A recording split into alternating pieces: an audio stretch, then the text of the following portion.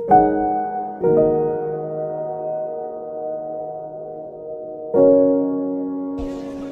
viens de compter 1000 personnes.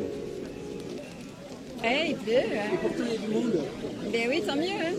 Tant mieux. Moi, je suis infirmière en pédopsychiatrie. On m'oblige à me vacciner. Donc, moi, je suis là aussi pour dire que je suis libre de me faire injecter ce que je veux quand je veux.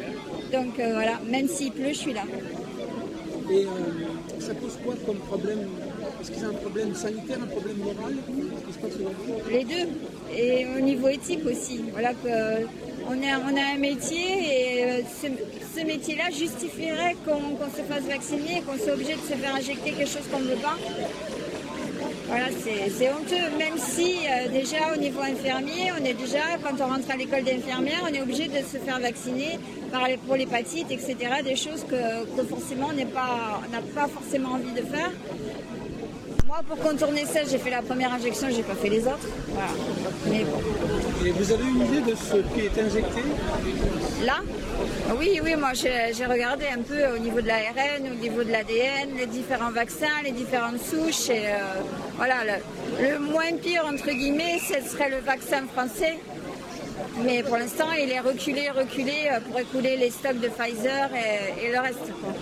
Donc il y a du business dans l'air? Ah oui, c'est sûr. Tous les stocks que le gouvernement a achetés, il faut les écouler. Hein. Voilà.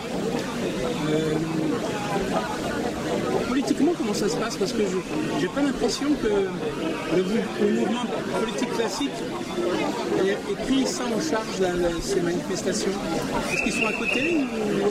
Oui, ils sont à côté. Après, moi, ce que j'ai trouvé honteux, c'est qu'au niveau du vote de la loi, il y a 377 députés qui ne se déplacent pas pour aller voter pour quelque chose d'aussi important.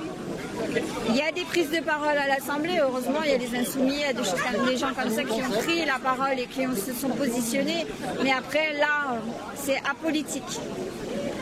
Mais on fait de la politique tous les jours. Mais oui, c'est sûr. À partir du moment où on fait partie de la cité, on est un homme politique. Donc moi j'ai l'impression que le slogan c'est liberté.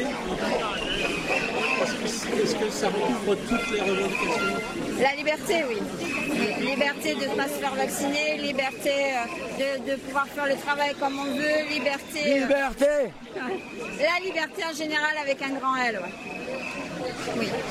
Donc vous êtes là la semaine prochaine? Oui, je serai là la semaine prochaine. Voilà. Merci beaucoup. De rien. On voit que cette étoile, qui est une étoile verte, qui rappelle plutôt la nature, c'est un petit bonhomme qui est tout simplement masqué. Et quand je mets mon corps et mon esprit m'appartiennent, ça reprend la phrase que le corps humain est la propriété inviolable et sacrée de la personne. Voilà, c'est un aliment fondamental qui est repris dans les droits de l'homme. Amnesty International le met en avant, par rapport aussi à la défense de la liberté de se faire vacciner. Et c'est tout cela qui est mis en avant. Et pourquoi non au pass sanitaire? Ce n'est pas une histoire d'être vacciné, pas vacciné ou anti-vaccin.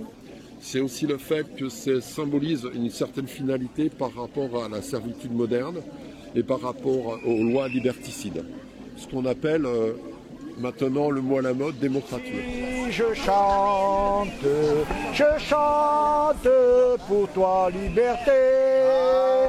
Je chante pour toi, oh, oh liberté, liberté. C'est la liberté chérie ça. Mais c'est le chant des esclaves d'Nabucodonosor.